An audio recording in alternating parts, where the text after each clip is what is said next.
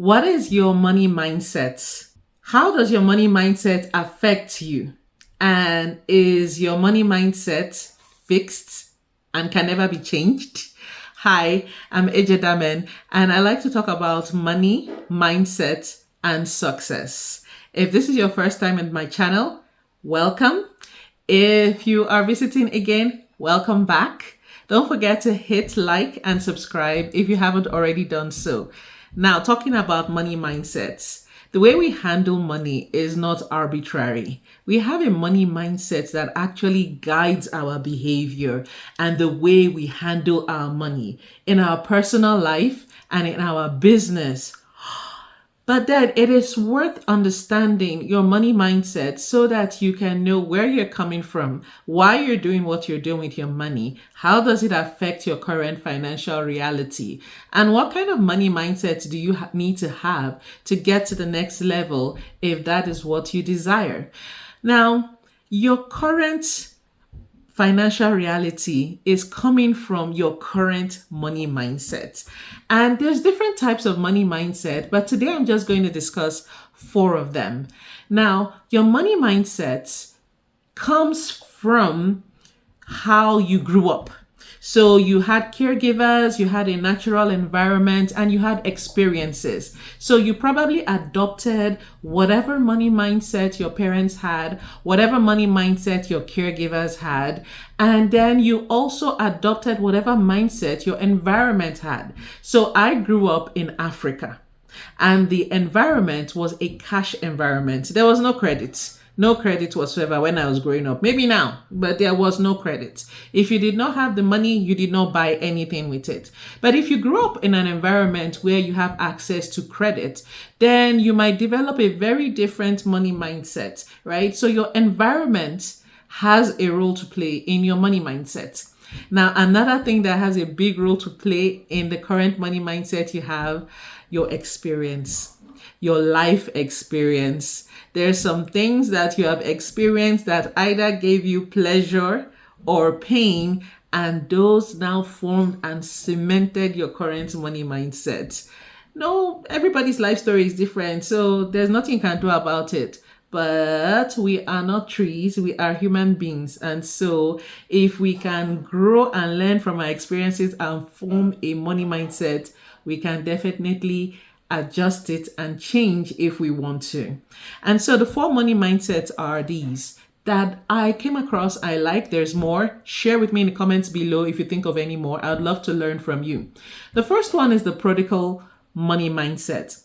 The prodigal money mindset is the one who likes to spend impulsively. As the money comes in, the money goes out. Funny enough, I have a son who seems to have that right now. We are working on changing it. But the thing is that as soon as he earns money, all he's thinking about is what he's going to spend it on and the next thing he's going to buy. And before you know it, money is gone.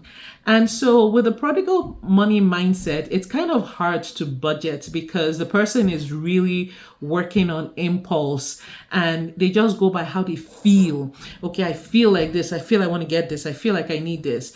And then it's like, I do what I want to do now and I damn the consequences and I face it later. And so that might be impacting how you budget. If you're struggling with budgeting, if it feels like you're making money, but you don't seem to know where the money is going, you need to check and track your expenses and see how, and maybe you need a system to reduce that impulsive spending. And so that's a prodigal mindset. Now, the devoid money mindset is a person who does not like to talk about money. Anything money related, we are avoiding. Have this image of an ostrich that just buries its head in the sand. Any conversation about money, I don't want to know about it. I don't want to hear about it. I don't want to talk about it. And that's mostly coming from a fear of failure. And because of this money mindset, a devoid money mindset person will delay taking action. They will procrastinate because there's a fear of failure. What if I invest? No. What if? And also because they are not talking about money, there isn't that much knowledge about it. And that also fuels the fear. I don't know that much about money. I still don't want to talk about it. I'm not going to do anything about it. That's a devoid money mindset. A safekeeper money mindset is a person who, you guessed it, they love safekeeping their money. They value security over growth. I just want to see it. I don't want to hear anything about investment. Where's my money? Is there? Okay, let me just be seeing it like that in my bank account. Yes, and they just like getting the money, hoarding it.